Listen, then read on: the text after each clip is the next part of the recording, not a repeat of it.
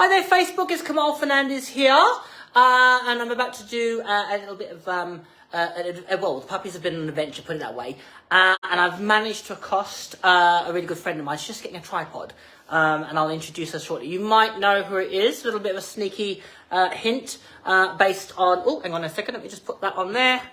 Oh, hang on a second. Based on my T-shirt. There we go. Excellent. So that should be in there. Okay, so there we go, technical errors. So hopefully you'll be joining me. Let's just wait and see if somebody could just give me a thumbs up to let me know that you can hear me. And I will give a little bit of a clue as to who I am about to have with me.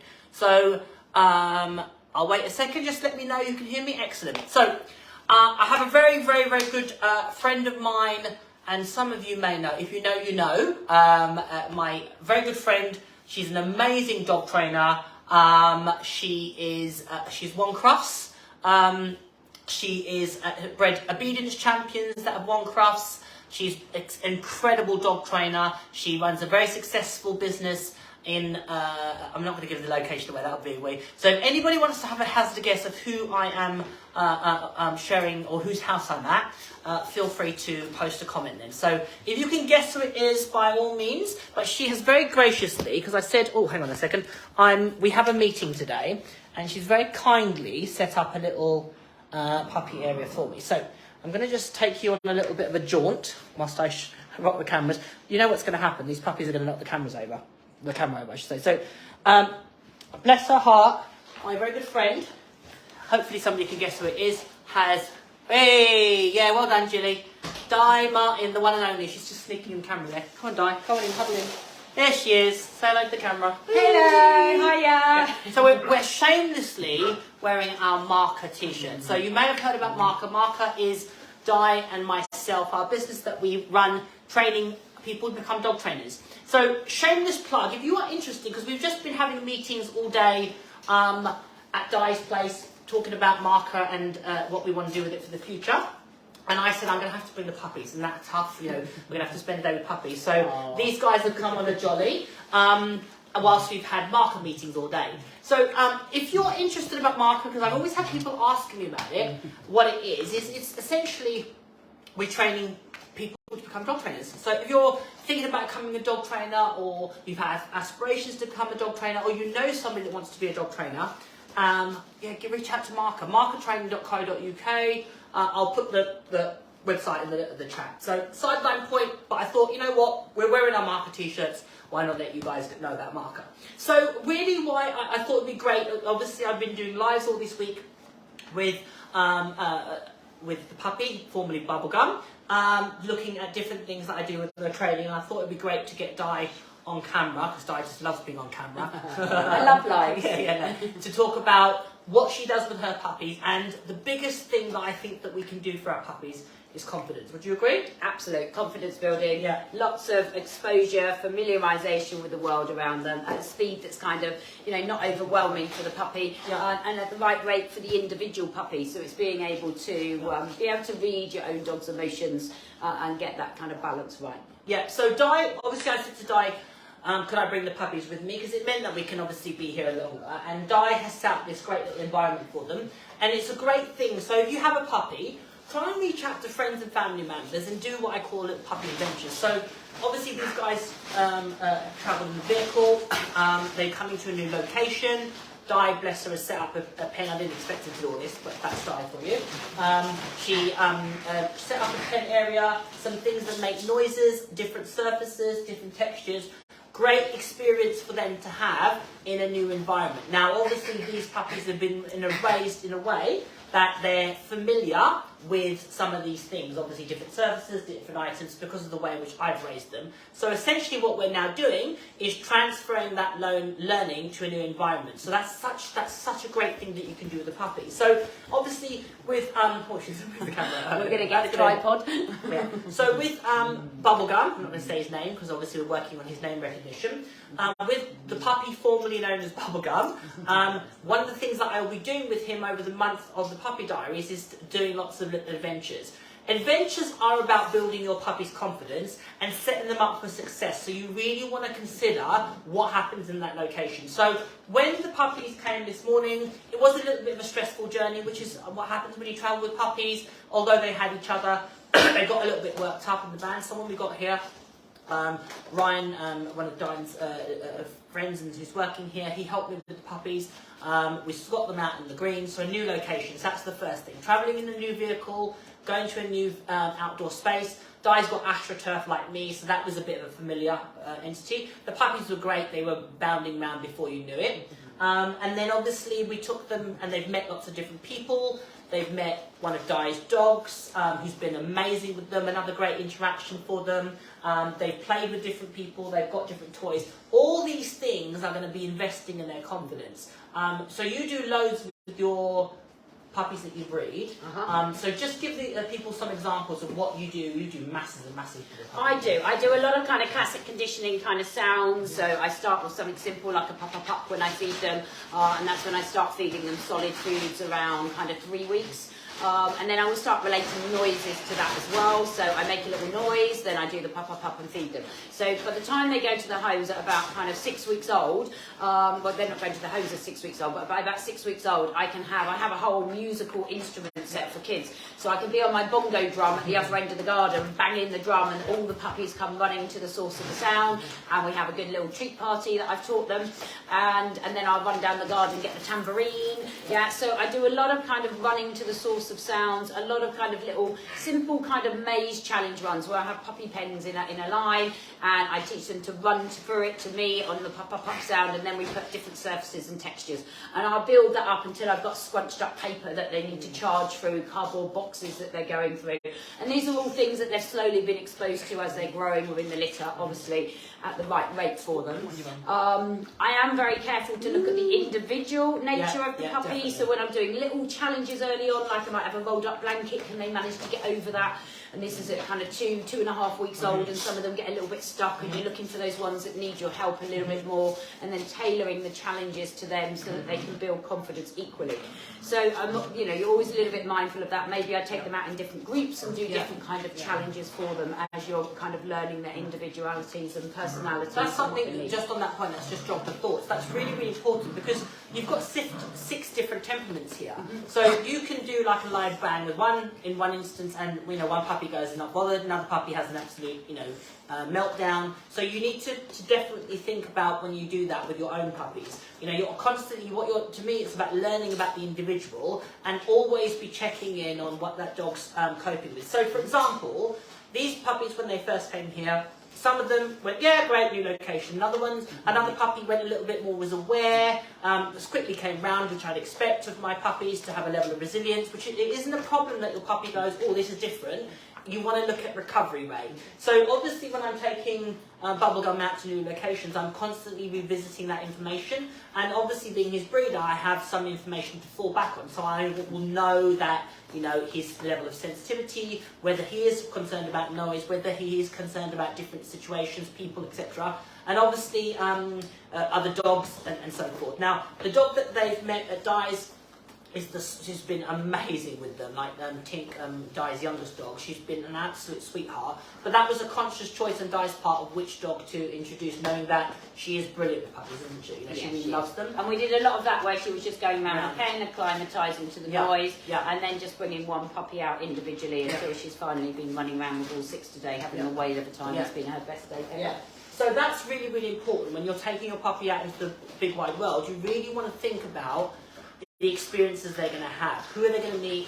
Surfaces, environments. Like, for example, Guys runs her hydrotherapy centre here, so there's always going to be people. They might have their domestic pet dogs. What's going to happen if a pet dog that might have some reactivity challenges, sees the puppies through the fence, is that going to affect these guys? All those things you want to consider. And that's applicable when you take your individual puppy. A bit crazy, that one. But when you take your individual puppy into new environments, you really want to do what I call a dynamic risk assessment, constantly being aware of what your puppy is seeing, what your puppy is then, how it's responding, and observing its tail, its ears, its mouth, its posture, its overall demeanour, so you can constantly assess. Now, best course of advice for me is to create distance away from things that you're concerned about, and then that leaves you some level of flexibility to whether to go forward or to draw back. I mean, Di goes like really great with her puppies. Like she puts on wigs and hats and etc. to really, we do. You know, and I think that's part we really enjoy the process of that. Yeah, and then, you know, wearing different clothes. Even sometimes I'm going to spray myself with different perfumes, and that's why I smell different. So because, you know, other people are going to, you know, be wearing strong perfumes. There's certainly lots of work on scent, lots of work on noises. Sorry, there's the puppies. Yeah. And yeah, putting them on raised surfaces, ready for the vets, and we do all that in kind of fancy outfits and put wigs on. And sorry, puppy madness here. We should have crowd around the tripod. So things like that are going to help boost your because the biggest thing that you want to be protective of and cultivating and nurturing is your puppy's confidence. Confidence is the greatest gift that you can give your puppy, and you want, if you have a confident puppy, which that one clearly is as she walks into the thing, you want to protect it at all costs. So think about that when you start your socialisation process. Often people want to, you know, get their puppies out and about. Always think it's great to get your puppy out and about in different locations, but always think about the experience the puppy is having from the puppy's perspective, yeah? And as I said, I mean, I've taken these puppies on lots of what I call big adventures. This was a big adventure for them. There's a lot of things that could be stressors for them. What I'm looking for is, does one puppy pull back? Is one puppy overawed? Is one puppy not bothered? Is one... So that's information that will allow their owners to navigate the world. Now, there's no puppy here that I'm particularly concerned about that I think, oh, that puppy's really oversensitive or traumatized by the experience. So I can, you know, give the owners that little bit of assurance to say they've got a good level of resilience, which I would hopefully expect based on their genetics and their upbringing. But there could be an anomaly where one puppy is really frightened by something, and I would want to be able to support their owner and give that feedback to them so they can then navigate.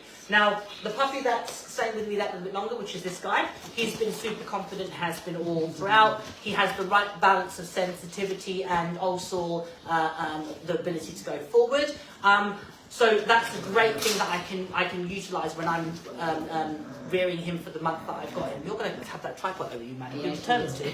Come in. So come in, you. So let me just rescue the tripod. Here, look. If you could see. Lee, come here. That's the most interesting thing in the room. Exactly. Because it's new. They love novelty. Yeah. And something I was just going to add to that, I think it's very much kind of, you know, quality over quantity. Yeah, definitely. You know, I do take my puppies out and I take them on carry walks. I've also got a sports pram that I take them out in. I train them how to settle on a chill out mat, and then I can take them to different places and let them kind of watch the world go by. But I'm going to, you know, if you're getting a puppy, say, you're not going to take it to the school gates straight away where there's lots of intensity, but we might go to the school gates and listen to the noise from the safety of the crate with mummy stood next to it. So just think about your kind of step-by-step process, like in training, your socialisation. And socialisation is a lifelong thing. You know, I don't communicate now how I did when I was 20 years old, luckily. And your dog's not going to communicate with people and dogs the same way as they are as puppies and adolescents. So they are, as long as you're nurturing that process, you know, you're trying to get them to that sociably mature dog that's confident. That's such a great takeaway, is that socialisation is ongoing. So, investing in it constantly throughout the dog's life. They're determined to have this conversation. Don't work with kids and animals. That's it. So luckily I didn't bring Neve with me. But yeah, so you want to be thinking about that when you raise your dog. So arranging for to sleep over at people's homes. So if you're a person that has the vision, hey, whoa, whoa, fight. Can you just go over here? Hi, babies. Yeah. Go back. So if you have, for your puppy, your lifestyle, the pup, you want to be able to go to families' homes, or you want to go to a pub and have a meal, think about creating that setup. So where people make a fatal mistake is they get their puppy and they go, right, I'm going to go for dinner down the pub and I'm going to be there for several hours. Then what happens is you have your puppy have an issue, you're in that situation, you've got no plan, you know, you've ordered your meal, your family are there, everything goes left. So what you want to do is start to think about doing it in a staged manner. So you could like have your, in say for example a space like this, set up a table, have your puppy on the settle mat, give it a Kong or some sort of chew, and create that picture, and even put like corral the puppy into a space like this, put a chair in the table here, so the puppy starts to really learn, because we know dogs learn in patterns and pictures, that understands the picture of that situation. So that's something that I'll be doing with the puppy as I've got him, take him to environments, and also starting it at home. So have the puppy on a lead, have it on a mat, give it a chew toy, then you can take that into different situations, into your garden, into your living room, into a bedroom, and generalise it so that when you take the dog out into the real world, you know that, look, you're determined, aren't you? It's the same puppy, keeps going back to the tripod. I'm going to take a tripod for that one, but yeah. So you can start to take that learning into different environments. It's a bit chaotic here. We should have let them sleep, the right guy. I hadn't woken them up. I did say you need to let them sleep. They're going to be like vicious monsters. So so considering that as how you raise your puppies is critical for creating the dog that has confidence, and not only in their puppyhood but moving forward. And that is the ultimate aspiration for any of us if you want to have a well-adjusted family pet. So I'm just going to see if there's any questions. Okay, I'm going to add to that while he's waiting for questions. And remember, sleep patterns are really, really important. Your puppy's going to process their learning during sleep. So if I'm going to a family member's house, I'm always going to take my portable crate. One of your first priorities in training would be creating that lovely calm emotion in the crate that you can transport anywhere to do some of your familiarisation and socialisation activities as well. This puppy's determined. Yeah. Woo. So, some things to consider when you definitely getting the puppy conditioned to its crate is a huge one. As I said, I'm going to be showing you that over the next couple of weeks with bubblegum, formerly bubblegum. And notice I'm really, really mindful. This is something that Di and I are very, very aware of, is not overusing our dog's name. So hence why yesterday's live, that's better, I showed different recall cues. I showed the kissy noise. I showed the generic noise to get our dog to recall, which I taught in the litter, and also the beginning of teaching the puppy to respond to his name. All those things are going to help me. Oh, get the chew, not your brother, or your sister. All those things are. Oh, have you got it? All those things, all those skills are going to be able to help me navigate the bigger, wider world. So putting those little classically conditioned cues into your dogs or tones, sounds, etc. are going to help you get the puppy out of dodge. Again, you can use it as a positive interrupter. If you take your puppy to a family member's house and they're getting into trouble, you can use a positive interrupter to get them away, give them a chew and redirect them and put them in a crate. So the premise of owning a perfect puppy, the responsibility is on your shoulders to envisage what is it that you want your dog to do in those situations and go with some sort of plan of action. Yeah? I'm going to have a look if there's any questions whilst I'm scrolling through. So, okay, let's have a look. So, excellent. So Richard's posted, brilliant. So Richard, one of our team members, has posted the link for MARKA. So if you are interested in, MARKA is about training people to become dog trainers. Something that Di and I have been working on for a little while now. We're hugely proud of what's happened thus far with all the people that we've had through the MARKA process. And there's some incredible trainers coming out of that. And if you're interested, go to our MARKA website and check that out, just as a sideline plug. Okay, let me look at the questions. Questions. How do you deal with sibling syndrome? So just elaborate on that. Do you mean where you've got one dog currently and you've got the new puppy in, or do you mean if you've got two puppies at the same litter? Because there's slightly different conversations though. So just elaborate on that, Joe, and I can pick that question up. Okay? Well, let's have a look. The next question is... Oh gosh, quite a few people watching. Introducing them to your present family dog. So I'm going to give you my take on it. So certainly with this particular puppy, he's going to be remaining in my home where he's met all my current dogs. But I'm very, very, very aware when I bring a puppy into my home, I'm really, really mindful of how that puppy interacts with the dogs that are presently there. And I want it to be the basis of a relationship where they can be, they can live together in some form of harmony. So when my puppy is obviously, it's got its designated spaces like I discussed. So crate in one room, X-pen in another, and so forth. That allows my other dogs to move around that dog without the puppy having to encroach on their space. It means that I've got somewhere I can remove my puppy to, where the adult dogs can see and be past that puppy without the puppy getting on their nerves, and vice versa. Now, my preference is always to introduce my puppies in a space where either dog can move away, so in my garden, somewhere in open space, where they or a neutral environment, so the puppy can meet the other dogs, and I would do it in drip feed that. So it would be little and often at first, and I would do it over a period of time. You know, not necessarily weeks and weeks, but it would be dependent on the dog's response. So if I had a dog that was uber confident, I can move through that process quicker. If I had a dog that was a little bit more sensitive and the puppy was quite strong, I would navigate that a little bit over a longer period of time, because I want my dogs to live in harmony ultimately. Now, the biggest thing for me is I don't want my puppy to bond with my dogs before they have bonded with me.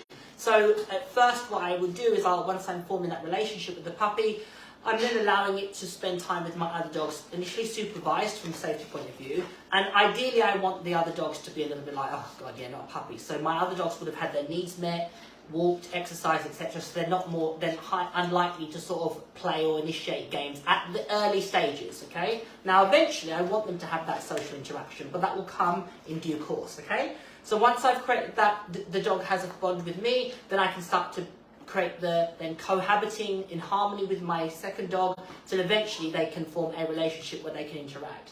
How about yourself, Do? Any thoughts on it? Yeah, I mean, pretty much the same way, really. It's more important for the dog to have a bond with me than attached to the other dogs.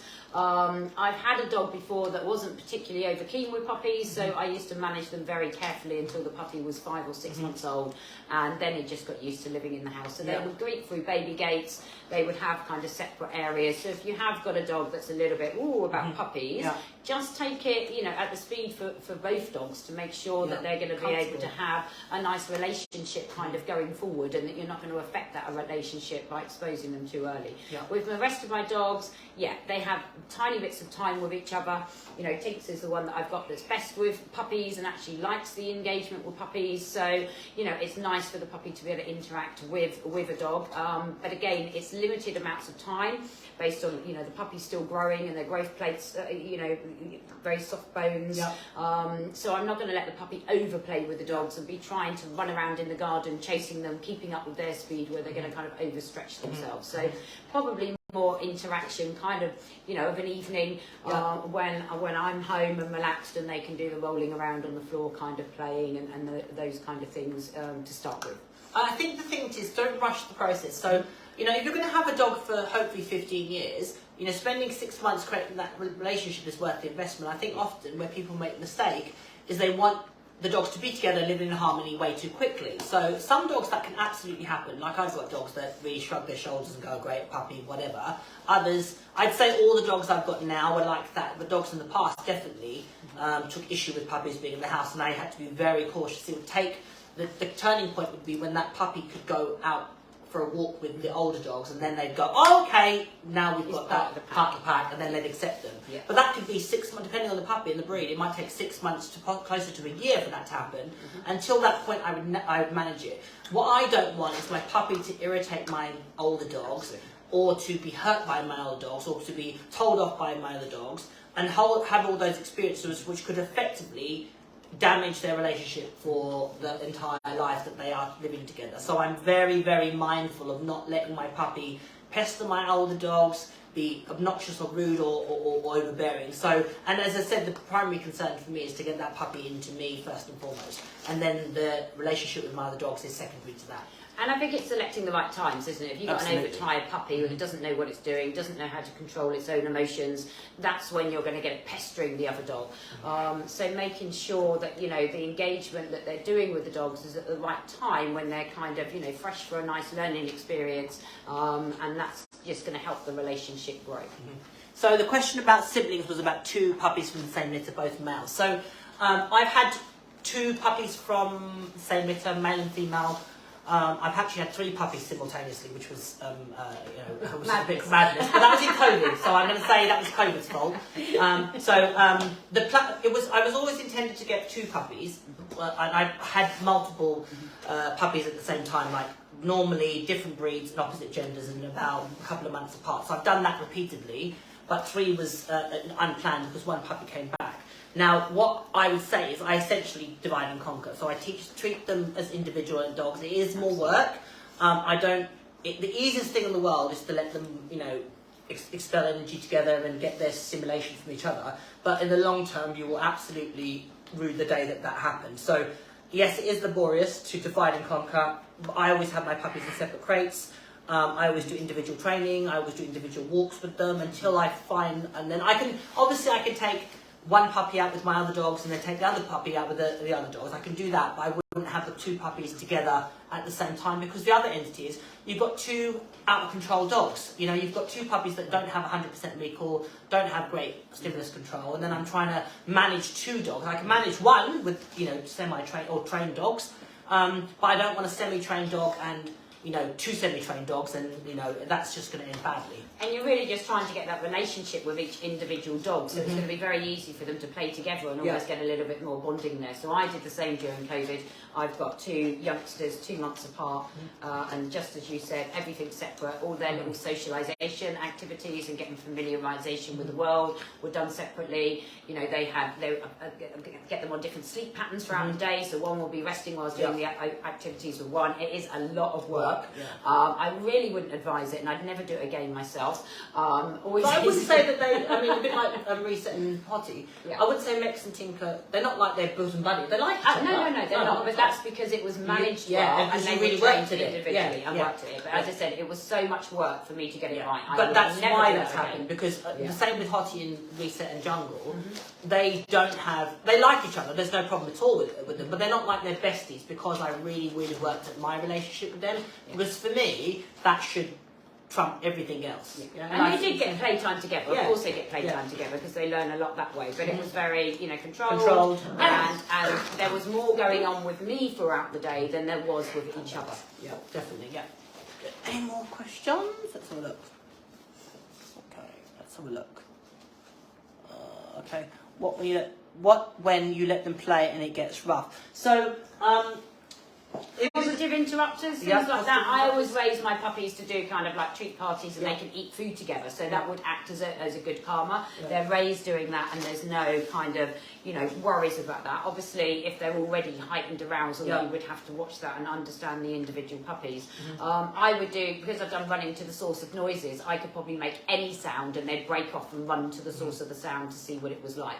In which case then I might pick 1 puppy up, have a little cuddle, give them a few treats in my arms, put a few treats on the floor for the other one, and then decide what I was going to do then. I've got a little bit of decision then. Are they tired? Am I going to separate them, 1 in an X pen? When I don't allow my puppies generally to get to that point, I would definitely interrupt it, because certainly with certain breeds of dogs, that can suddenly change, and it can go from rough play to actually, no, this is all getting a bit serious. So I would definitely intercept it.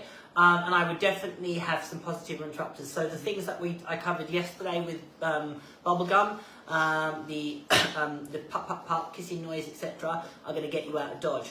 But again, it comes back to management. So I probably wouldn't put them in that situation, so I wouldn't have to use it. And if it did, then I would definitely interject and disperse it, because what will happen is the dog is rehearsing getting over-aroused and overstimulated. Another thing to consider is sleep patterns. Is the puppy getting enough sleep? Or are both puppies getting enough sleep? And are they basically being a bit tired and irritable and tetchy with each other? I cannot overemphasize sleep patterns for puppies. Sleep is like I don't think people understand how much sleep I have what I call forced sleep time. So in that I will put my puppy in a crate you get a rhythm of when they need that bit of rest. The puppy will be in a crate. I'll put it in a quiet space, cover the crate up, in my van if appropriate, because the weather in my van's on my drive. So again, it's safety first. But it's all about Diamantis. But I would definitely be really, really diligent about the puppy getting sleep, because you will find that a lot of behavioural problems. Like, recently a puppy owner of mine contacted me I said, you know, the puppy's behaving like a Tasmanian devil, essentially, and first thing I suggested was evaluate your sleep patterns. And she said instantaneously it was like 24 hours, it was a different puppy, because it's really, really important, you know, like they get, like kids, you know, they get irritable, they get tetchy, and often they'll behave irrationally, and it actually isn't them, it's just the fact that they're overtired, you know. So sleep patterns is a big one. I try and, like with these guys, my routine at the moment is I get up early-ish, that's just my thing. I let them out and they have the breakfast, they romp around for a little bit, then just before I'm taking leave to school, they would go away and have some sleep for a couple of hours, and then that cycle will repeat throughout the day, sort of normally about 2 hours awake, sleep for a couple of hours, and so forth, until hopefully the end of the day, when they should have all their needs met, be sufficiently stimulated that they just go crash for the evening. But understanding that of your puppy and creating that routine is a game changer, because a lot of people get frustrated with puppies because they're just tired and they're not getting enough rest. And then what happens is you get into conflict, then you get puppy biting, then you get hyperactive behaviour, then you get like chewing your skirting boards, etc. Really the puppy's overtired and just needs to be almost gone, right, in a crate, dark space, music on, sleep. And you'll find the puppy will come out nicer. Just to add to that original question, I mean, I think I'm very much kind of into breaking kind of, you know, those kind of heavy play sessions where it's bordering on getting a bit strong and aggressive with each other, when they're probably 7 weeks and older. When they're younger, you will see some of those conflicts kind of almost starting at around 2.5 weeks old, and I absolutely leave them to it at that stage, because that's when they're learning how to resolve the kind of conflicts and how to walk away from trouble. So I think it's important, you know, for breeders not to interrupt that behaviour and just watch. You know, if it gets too much, obviously you can interrupt it, but I think it's more important around the kind of 7 to 8 week stage, when you get a lot of overtiredness and this puppy's trying to sleep and this one's not, and it's dive bombing them, to try and help with that, because I think some of the puppies in the litter could get bullied, and you know, something that I do within my rooms is I create lots of mazes in the rooms when I've got litters as well, so that they have little partitions that they can go into and they can curl up and hide from the others and have their little sleep if they need to, without getting pestered and kind of essentially kind of a little bit bullied by some of the other pups. So I think, you know, just look at the individual kind of pups in your litter, and how you're going to kind of manage that, because it is quite hard in that 7 to 8 week period. Yeah, you can see that. I'd say 6 weeks it's all fine, 7 weeks it suddenly takes a change, and these guys 7.5 weeks you're like, right, okay. And as a breeder you're like, okay, when can the people come? Ready for them to go when now. can they go? Can I drop them off at your house? When are they going to change the rules to 7 weeks going to their new home before that fear period? Exactly. And I think that's something else to, you know, take on board. You know, puppies hit that fear period between kind of 8 and 10 weeks, and a good breeder should be able to recognise if that puppy's in a fear period, and I think that's absolutely the wrong time to go changing everything they know in the world. So I think making sure that you understand your individual kind of personalities of your puppies as a breeder is key. Yeah, and obviously as an individual puppy, thinking about the socialisation protocols that you have in place. So, you know, often classic thing that people do is they want to get their puppy out and meet with another puppy, think about sleep patterns, thinking about having those positive interrupters and using that as a training opportunity. So, you know, this puppy will definitely meet his sibling on a regular basis, one of his siblings, because he's going to be with one of my students locally. I'm trying to think. No, I think that would be the main one. And obviously he'll meet other dogs, etc. and the time that he's with me. But it will be very controlled. It will be a little bit of interaction, call away, a little bit more interaction, call away. Obviously I have Tofu, she's older than him, so he's met her, and he's met her brother and sister. But it will be done very, very strategically and very much about the learning experience he's going to have. Alright? See if there's any more questions, everybody. So, let's have a look. Good advice. I have a litter at the moment, 3 weeks tomorrow. When would you start taking them out in car drives? So, these guys went, I think they're about, naturally, I think I had to take about 5 weeks, I think these guys went out. I'm 5 to 6 weeks. And then I've got a little sports pram that I just take them out in. I get them used to it in the house initially and just go in it and get some sweeties. And I might start that around, 4.5, 5 weeks. Once they're used to it in the house and they're seeing the kind of pram as a good place, then I'll take them out 2 or 3 at a time, just down the road, really. So these guys had to go days old because they had rear dew claws. So they went to the vet at a day old, and then they didn't go in my van until 5 weeks old. And it was just a short journey to a big adventure.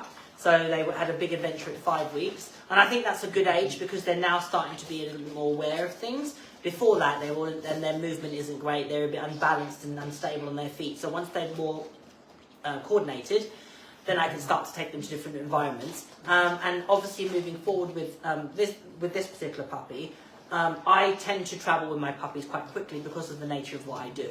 Sometimes it's unavoidable. Best practice would be you drip feed that. But obviously with him, he's had a lot of experiences before him being effectively, or say for example his siblings, they've been out in a vehicle several times before they go to their new owner. Now, today the puppies were definitely, one puppy in particular, which I couldn't tell you which one it was, he was definitely found a little bit stressful. Hopefully now he's had a busy day, he'll probably hopefully sleep on the way home. And that's something that his owners are going to have to be aware of, you know, that, and keep the journeys relatively short at first and then build them up. So, yeah. Okay. What age do you start? Oh, good. Socialisation versus absolutely. So I cannot... Di and I are of a similar mindset, and obviously at MARKA, we massively advocate socialisation is a skill set and almost a subject matter in itself. And it's something that we feel very strongly about, in that if socialisation isn't done appropriately and cautiously, it can create problems that will last a lifetime. So I'm so mindful of my experiences my puppies have and advocating for them. I know Di is, and again, being really, really cautious about how you do that, and setting up your dog for success, essentially. Yeah, let's have a look. What age do you start taking pups out and about?